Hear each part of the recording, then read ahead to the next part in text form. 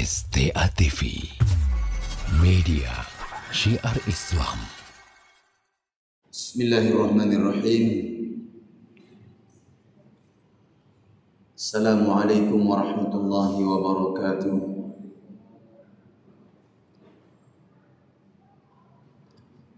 Alhamdulillah, salatan wa salaman ala al-mab'uthi rahmatan lil alamin, nabiyyina wa habibina wa syafi'ina Muhammad ibn Abdullah, sayyidil mursalin wa ala alihi wa ashabihi al-akramin, wa man tabi'ahum bi ihsanin ila yaumiddin.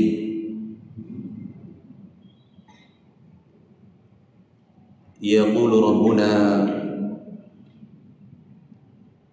Jalla wa Azza fi kitabihil karim, Ya ayyuhalladzina amanu ittaqullaha haqqa tuqatih wa la tamutunna illa wa antum muslimun. Amma ba'd. Para hadirin jamaah salat maghrib yang dimuliakan Allah Subhanahu wa taala. Alhamdulillah, segala puji dan syukur hanya untuk Allah Subhanahu wa taala, Rabb yang telah memberi kepada kita waktu luang dan kesempatan untuk bertemu kembali di salah satu dari rumah-rumahnya. Sungguh jamaah yang dimuliakan Allah, semuanya ini merupakan taufik dan hidayah dari Allah Subhanahu wa taala. Salawat diiringi dengan salam selalu senantiasa kita alamatkan kepada Nabi Muhammad sallallahu alaihi wa ala alihi wa sahbihi wasallam. Beliau adalah seorang nabi akhir zaman. Beliau yang telah mengenalkan kita akan Rabb kita, agama kita dan syariat yang mulia ini, yaitu beliau sallallahu alaihi wa ala alihi wa sahbihi wasallam. Sehingga sangat tidak pantas jamaah yang dimuliakan Allah bagi seorang muslim mengaku cinta kepada Nabi sallallahu alaihi wasallam, namun ketika dia mendengar nama Rasulullah sallallahu alaihi wasallam, ia tidak iringi dengan kalimat as-salah wassalam. Tidak pantas jamaah yang dimuliakan Allah. Yang seharusnya adalah kita memperbanyak salawat, juga memperbanyak salam kepada beliau sallallahu alaihi wa ala alihi wa sahbihi wasallam. Jamaah yang dimuliakan Allah, pada pertemuan yang lalu telah kita bahas tentang definisi tauhid di dalam pembahasan kitab Ad-Da' wa Ad-Dawa karya Al-Imam Ibnul Qayyim rahimahullah. Telah kita sebutkan bahwasanya tauhid itu merupakan ifradullah subhanahu wa ta'ala fima yakhtassu bihi min rububiyyatihi wa uluhiyyatihi wa asma'ihi wa sifatihi. Tauhid itu adalah mengesahkan Allah Azza wa Jalla di dalam perkara yang khusus bagi Allah, baik itu berkaitan tentang ar-rububiyah, yaitu perbuatan-perbuatan Allah, atau berkaitan tentang ibadah, atau berkaitan tentang nama-nama dan sifat-sifat Allah Azza wa Jalla. Jamaah yang dimuliakan Allah, juga telah kita sebutkan pembagian tauhid, dan yang paling ditekankan serta ini menjadi misi dakwah para nabi dan rasul adalah tauhid al-uluhiyah, mengesahkan Allah Subhanahu wa taala di dalam ibadah. Sehingga jemaah yang dimuliakan Allah, karena tauhid al-uluhiyah itulah Allah Azza wa Jalla menciptakan jin dan manusia. Dengan tauhid itu Allah Subhanahu wa taala menciptakan alam semesta ini. Dengan tauhid al-uluhiyah ataupun karena tauhidul uluhiyah, Allah Azza wa Jalla mengutus para nabi dan rasulnya, dan juga menurunkan kitab-kitabnya. Tujuannya adalah ibadah. Tujuannya adalah memperhambakan diri kepada Allah Subhanahu wa taala. Sebelum kita masuk ke dalam pembahasan tentang lawan dari tauhid, jamaah yang dimuliakan Allah, yaitu asyirik, maka penting bagi kita untuk menyebutkan keutamaan mentauhidkan Allah Azza wa Jalla. Perlu kita mengenal apa saja dari keutamaan at-tauhid, sehingga dengan seseorang mengenal dan mengetahui keutamaan tauhid, ini akan menjadi motivasi bagi seseorang untuk senantiasa mempelajari tauhid, mengenalnya, dan dia menjaga keistiqomahannya di atas tauhid tersebut. Berbeda dengan orang-orang yang kurang mengenal keutamaan tauhid, kita akan mendapati orang tersebut, jamaah yang dimuliakan Allah, akan sedikit lemah semangatnya untuk menjalankan sebab-sebab yang dengan itu ia akan istiqamah di atas ketauhidan kepada Allah Subhanahu wa ta'ala. Jamaah yang dimuliakan Allah, keutamaan tauhid itu banyak sekali. Banyak sekali disebutkan di dalam Al-Quran dan juga di dalam hadis-hadis Nabi alaihi salatu wassalam. Di antaranya adalah firman Allah Azza wa Jalla di dalam Al-Quranul Karim. Allah berfirman, alladzina amanu wa lam yalbisu imanahum bidzulmin ulaika lahumul amnu wa hum muhtadun. Coba jemaah yang saya muliakan, perhatikan baik-baik ayat ini. Allah berfirman, orang-orang yang beriman yang tidak mencampuri iman mereka dengan kezaliman, maka mereka akan dijamin keamanan oleh Allah Azza wa Jalla, baik di dunia maupun di yaumil qiyamah kelak dari nerakanya, dan mereka akan diberikan petunjuk kepada ilmu dan amal saleh.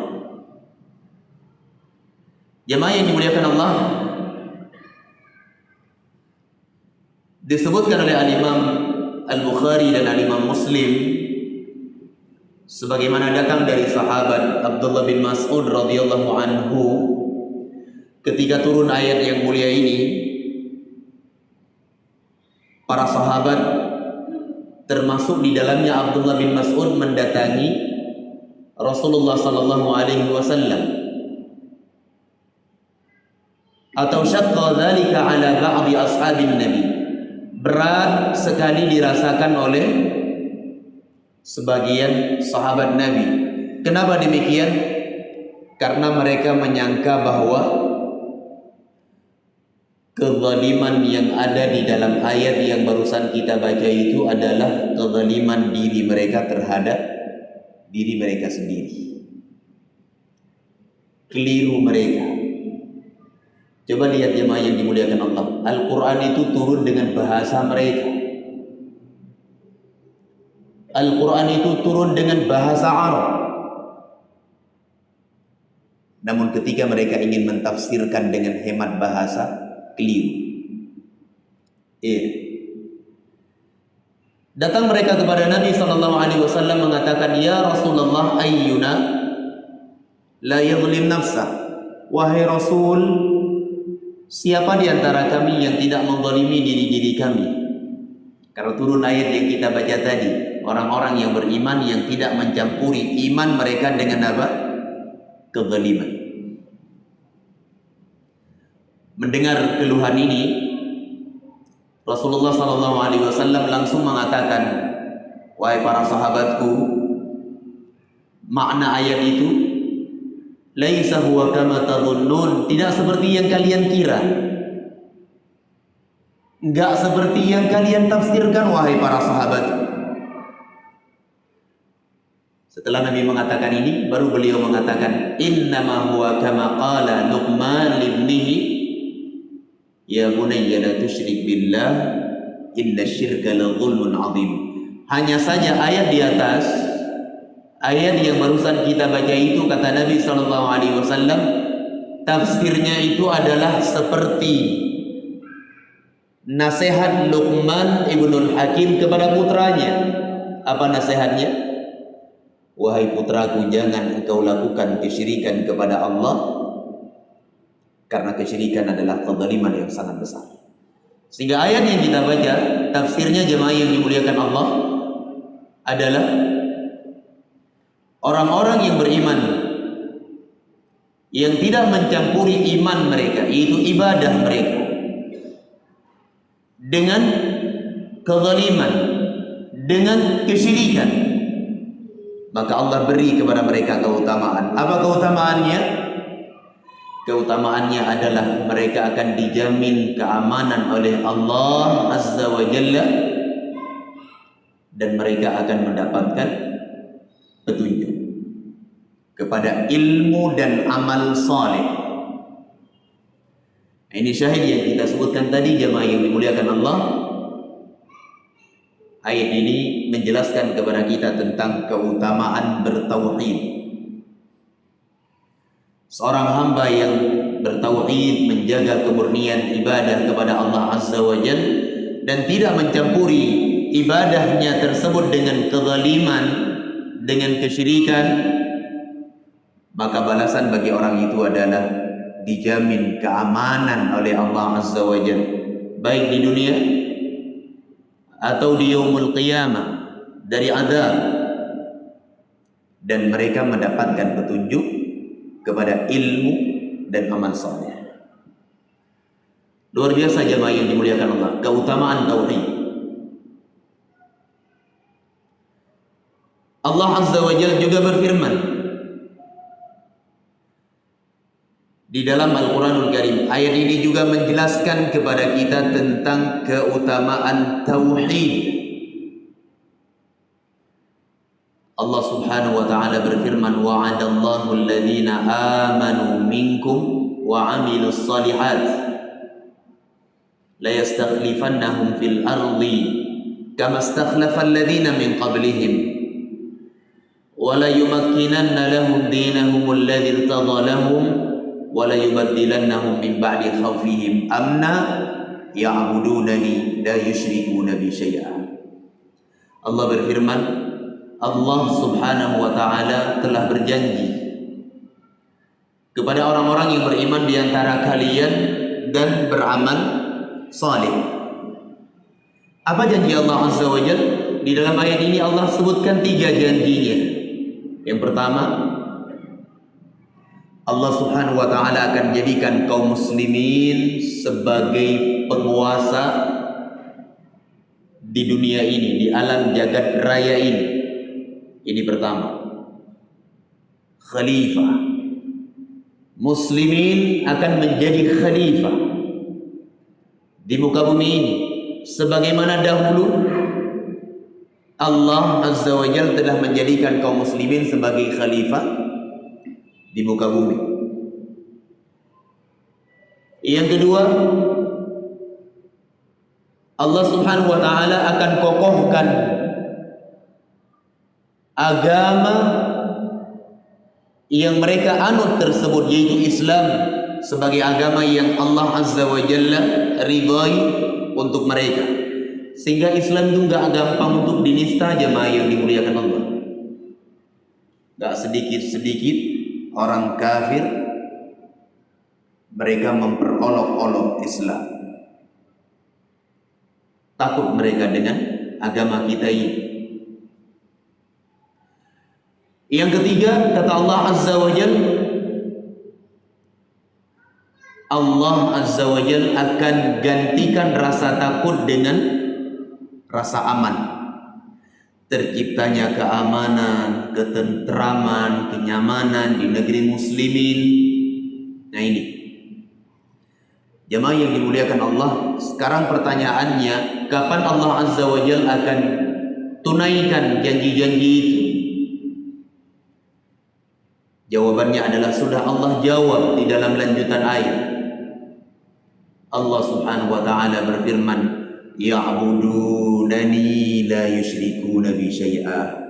Ketika kaum muslimin mereka hanya beribadah kepada Allah Subhanahu wa taala saja dan menjauhi peribadatan kepada selain Allah. Ayat ini jemaah yang dimuliakan Allah juga menjelaskan kepada kita tentang keutamaan tauhid. Ya. Kemudian termasuk juga dari keutamaan tauhid adalah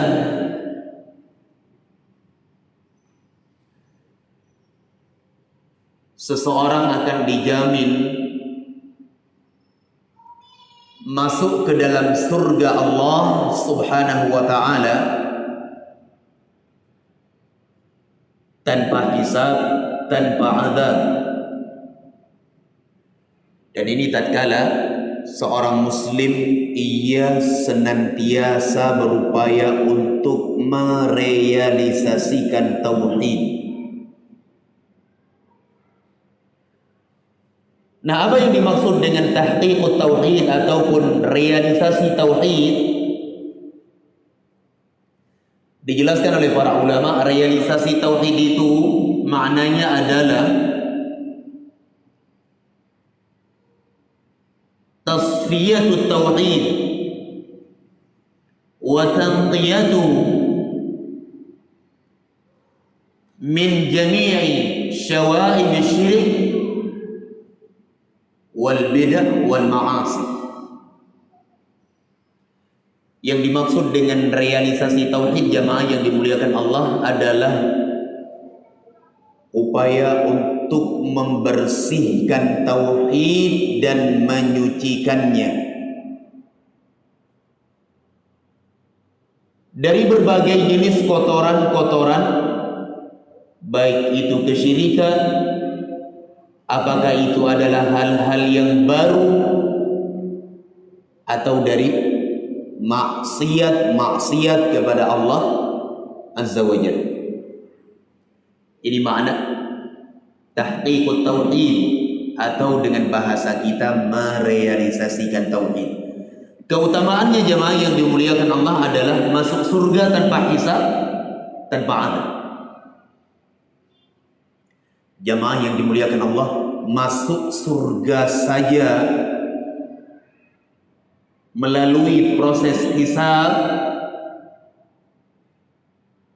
ataupun setelah diadab, ini merupakan anugerah jemaah yang dimuliakan Allah. Anugerah, ia bisa masuk ke dalam surga. Allah angkat dari neraka. Bayangkan jamaah yang dimuliakan Allah, kalau seorang muslim, seorang mukmin dia masuk ke dalam surga Allah, nggak harus proses hisab dan tidak pula azab.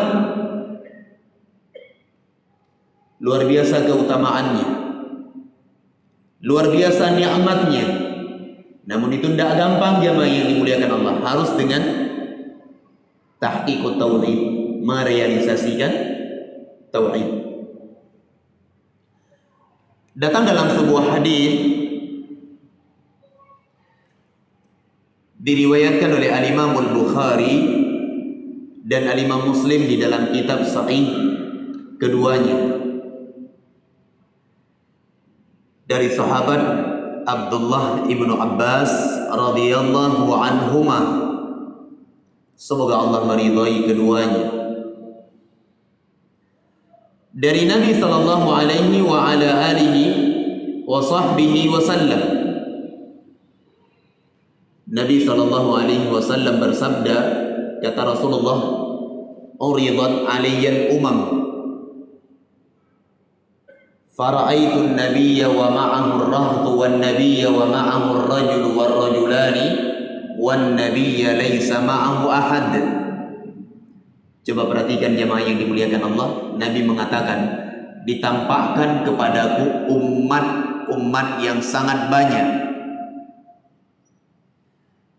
Disebutkan oleh para ulama, ini terjadi pada Lailatul Mi'raj, ketika Rasulullah dimi'rajkan ke langit untuk mengambil fardu salat lima waktu. Nabi mengatakan, ditampakkan kepadaku umat yang begitu banyak. Kemudian kata Nabi, aku melihat ada seorang Nabi yang pengikutnya itu adalah ar-rahtu.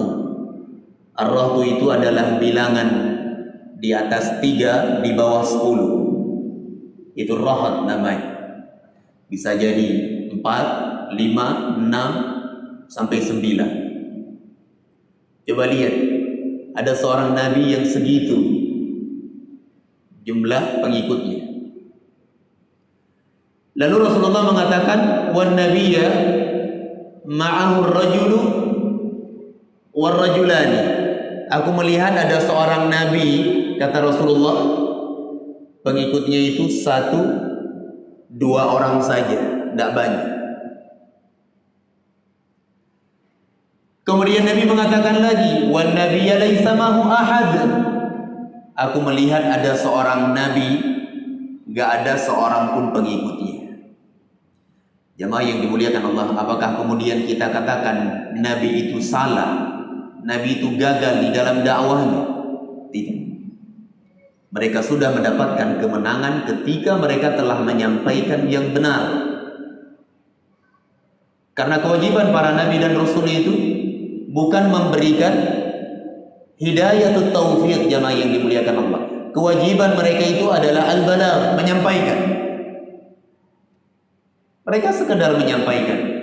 Urusan mereka mau terima atau tidak, ini merupakan hak khusus bagi Allah Azza wa Jalla. Sama dengan kita jemaah yang dimuliakan Allah. Kita juga punya prinsip seperti prinsip Nabi. Apa itu prinsip Rasul? Prinsip Rasul itu adalah ad'u ilallah, aku menyeru kepada Allah Azza wa Jalla. Sekedar kita menyeru jemaah yang dimuliakan Allah. Kita sampaikan ini Al-Quran, ini Sunnah, ini Ijma', ini Qiyas. Ya, itu tugas kita. Adapun urusan hati-hati muslimin, itu urusan Allah yang mengetuknya, bukan kita. Sehebat apapun kita tidak mampu jemaah yang dimuliakan Allah. Coba lihat Nabi Muhammad SAW. Beliau semangat untuk paman beliau supaya masuk Islam. Di akhir-akhir kehidupannya, di detik-detik kehidupannya, beliau datang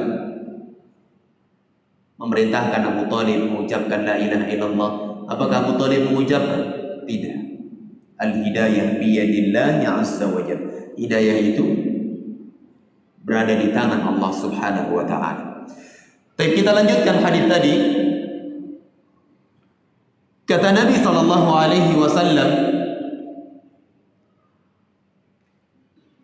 "Fa nadhartu ila al-ufuq Fa idza sawadun azim, kemudian aku melihat ke arah ufuk. Tiba-tiba aku melihat sawadun azim. Sawadun azim ini adalah manusia yang terlihat dari kejauhan. Kenapa dikatakan sawad? Sawad itu artinya hitam. Karena terlihatnya dari jauh, gak jelas wajah mereka itu, tidak nampak. Karena dari kejauhan kelihatannya adalah rombongan yang begitu besar, jamaah yang dimuliakan Allah, nampak hitam dari jauh. Nabi mengatakan, aku kira mereka adalah umatku. Faqila li, kemudian dikatakan kepada Rasulullah, wahai Muhammad, mereka itu adalah Musa dan kaumnya. Ya. Tiba-tiba ditampakkan lagi kepada Nabi Sallallahu Alaihi Wasallam di arah ufuk yang lainnya. Nabi mengatakan, faida sawadun azim. Tiba-tiba aku lihat jumlah yang jauh lebih besar dari yang pertama tadi. Kemudian Jibril mengatakan kepada Rasulullah, ya Muhammad, hadhihi ummatuka. Wahai Muhammad, mereka itu adalah umatmu. Umatmu. Wa ma'ahum 70,000 yadkhuluna al-jannata bighairi hisabin wala 'adzab. Bersama dengan rombongan yang begitu besar itu, wahai Muhammad, ada 70.000 orang yang akan memasuki surga tanpa hisab, tanpa adab. Berapa orang? 70.000. Kira-kira kalau 70.000 jamaah yang dimuliakan Allah, kita masuk tidak? Tidak masuk ya dia. Semoga masuk. Karena kalau kita lihat jumlah sahabat itu berapa? Ratusan ribu jumlah sahabat. Dan mereka manusia-manusia yang mulia. Nah, disebutkan oleh Al-Imam Ahmad rahimahullahu ta'ala, di sana ada hadis yang lainnya jemaah yang dimuliakan Allah. Nabi SAW mengatakan, fastazadtu rabbi fazadani ma'a kulli alfin 70,000. Aku minta kepada Allah Azza wa Jalla supaya ditambah jumlah 70.000 itu, supaya ditambah oleh Allah Azza wa Jalla. Jangan cuma 70.000. Minta Rasulullah. Coba beliau sayang sama kita. Minta ditambah. Ditambah oleh Allah Azza wa Jalla. Ya. Setiap 1.000 ditambah 70.000 lagi. Coba lihat. Berapa jumlahnya? Berapa ini? 4.900.000. Nah, ini sudah ada kemungkinan ya. Kalau 4.900.000 itu insya Allah ada kemungkinan ini untuk masuk. Di sana ada hadis yang lainnya. Saya lupa siapa yang meriwayatkan, jemaah yang dimuliakan Allah. Nabi SAW meminta lagi kepada Allah Azza wa Jalla untuk ditambah jumlahnya. Fazadani, kemudian ditambah kepadaku ma'akul liwahid. Ya, bersamaan dengan atau setiap satu orang ditambah lagi berapa? 70.000 orang. Berapa? 4.900.000.000 jiwa. Namun hadis yang ketiga ini apa? Saya pernah sebutkan dulu apa? Dhaif. Hadis yang ketiga ini lemah, jamaah yang dimuliakan Allah.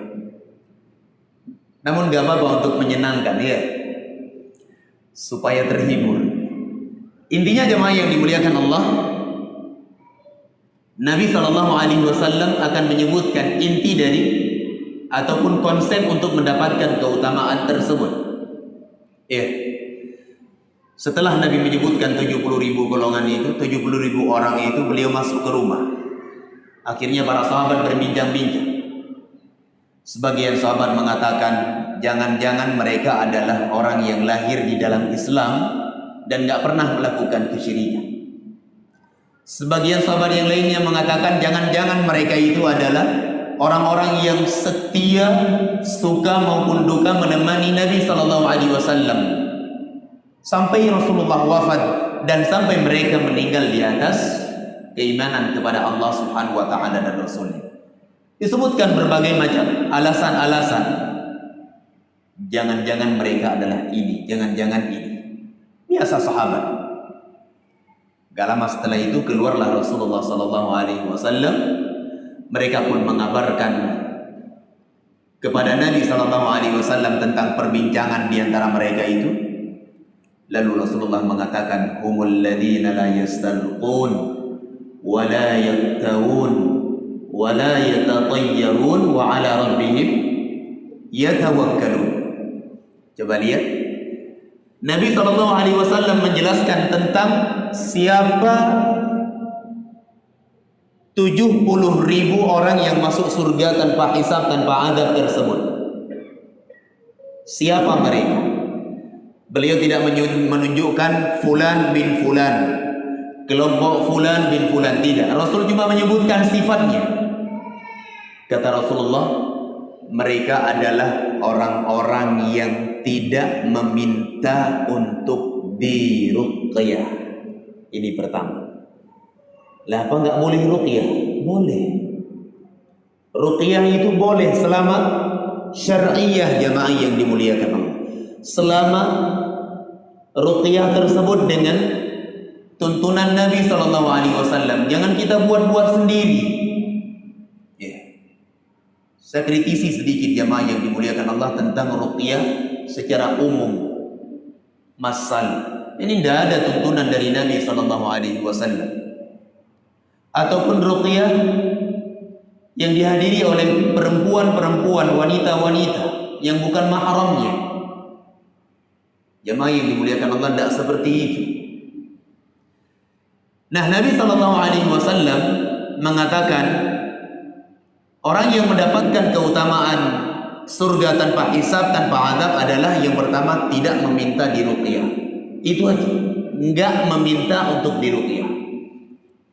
Kalau ada orang lain tahu dia misalnya kurang sehat, sakit ya, ataupun kesurupan jin, langsung diruqyah, ini tidak ada apa-apa. Enggak masalah. Yang jadi ada masalah adalah ketika dia meminta untuk diruqyah. Ya akhi, tolong ruqyah saya. Kenapa dia katakan demikian? Karena ada sedikit ketergantungan tawakal ia tersebut kepada ruqyah itu. Ini pertama. Kemudian yang kedua, kata Nabi SAW, wala yaktawun. Mereka tidak meminta untuk dikai. Kai ini adalah salah satu pengobatan secara tradisional. Ini pengobatan ini masyhur sekali di zaman dahulu. Itu dengan dipanaskan api sampai memerah, membara, kemudian diletakkan pada tubuh yang sakit. Gak ada yang melakukan ini kecuali memang orang yang profesional, jemaah yang dimuliakan Allah.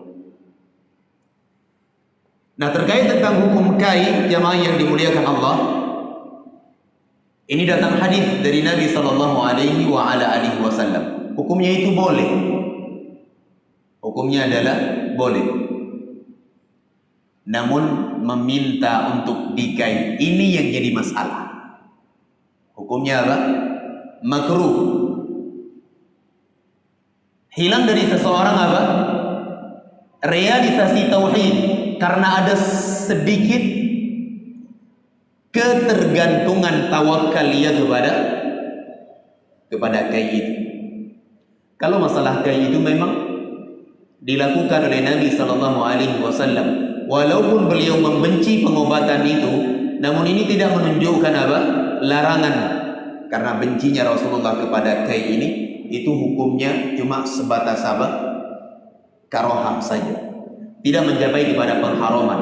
Khabbab Ibn al-Arad, salah seorang sahabat yang mulia, beliau pernah mengatakan, walaqad kuyitu sab'a kayyah, aku pernah dikai sebanyak 7 kali, kata beliau. Law anna Nabiya sallallahu alaihi wasallam nahani an tamannil mait latamannaitu. Kalau seandainya Nabi tidak melarang aku untuk meminta untuk disegerakan kematian, aku akan minta kepada Allah untuk disegerakan kematian, karena beratnya penyakit yang beliau derita waktu itu. Iya. Yang jadi masalah apa? Meminta untuk dicai. Hukumnya makruh. Kemudian yang ketiga, wala yatatayyarun, mereka tidak melakukan praktek tatayyur. Nah, tatayyur ini adalah melihat atau mengundi nasib baik ataupun sial dengan lintasan seekor burung ataupun yang semisalnya. Kenapa dikatakan tatayyur dari kalimat ta'ir, burung? Karena dahulu orang-orang musyrikin Quraisy ketika mereka ingin berniaga, mereka ambil burung, mereka lempar ke atas. Kalau burungnya ke arah kanan, mereka maju.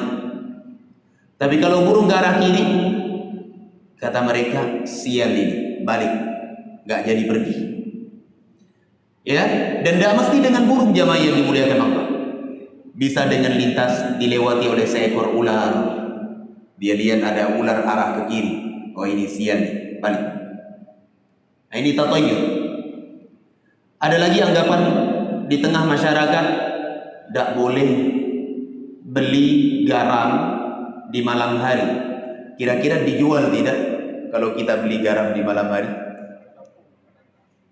Kalau di kota insya Allah aman ya. Mungkin di kampung-kampung masih ada jamaah yang dimuliakan Allah. Oh, nggak boleh beli garam di malam hari. Nah, ini tatayyur. Kenapa? Sial. Nggak boleh beli besi di malam hari, sial nanti. Nah, ini sama juga ini. Antum ingat jamaah yang dimuliakan Allah, ada orang nabrak kucing, diambil kucingnya, dibalur, kasih garam supaya nggak sial. Subhanallah. Ini tatayyur jamaah yang dimuliakan Allah. Sehingga hal-hal yang seperti ini dijauhi. Karena itu bagian dari kesyirikan kepada Allah Subhanahu wa taala. Kemudian yang keempat kata Nabi sallallahu alaihi wasallam, wa ala rabbihim yatawakkalun. Hanya kepada Allah Subhanahu wa taala saja mereka menggantungkan tawakal mereka itu. Tapi di dalam hadis yang kita baca ini, jamaah yang dimuliakan Allah, terdapat keutamaan tauhid. Ketika seseorang bertauhid dan berupaya untuk merealisasikan tauhid, maka Allah Azza wa Jalla akan beri untuknya keutamaan masuk surga tanpa hisab, tanpa adab. Baik jemaah yang dimuliakan Allah, ini dua poin dari keutamaan tauhid yang bisa kita sebutkan pada pertemuan malam hari ini. Masih tersisa sekian masalah lagi yang penting kita sebutkan, insyaallah kita akan sebutkan pada pertemuan yang akan datang biidznillah. Sebelum kita akhiri mungkin ada yang mau ditanyakan. Kalau bisa saya jawab, kalau tidak wallahu a'lam bissawab. Nah, silakan.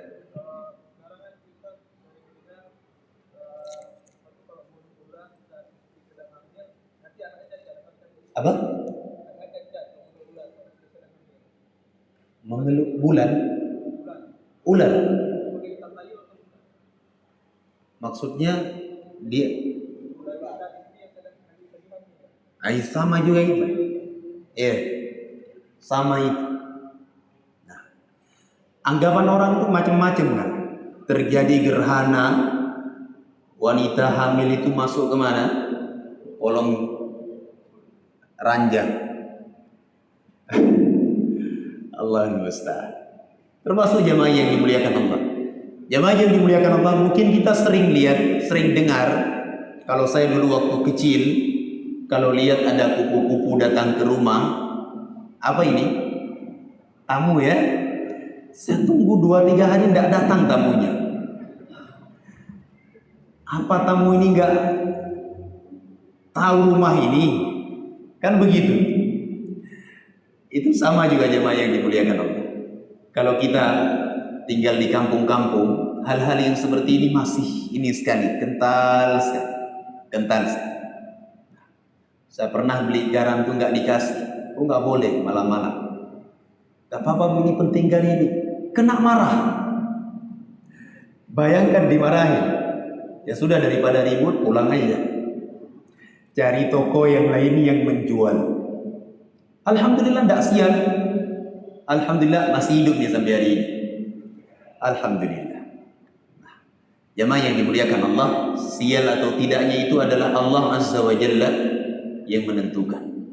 Allah yang menentukan, bukan dengan perkara-perkara tersebut. Jadi banyak sekali hal-hal yang seperti ini, banyak sekali terjadi di tengah masyarakat kita. Wallahu a'lam bishawab. Ada yang lainnya? Ya, silakan. Iya.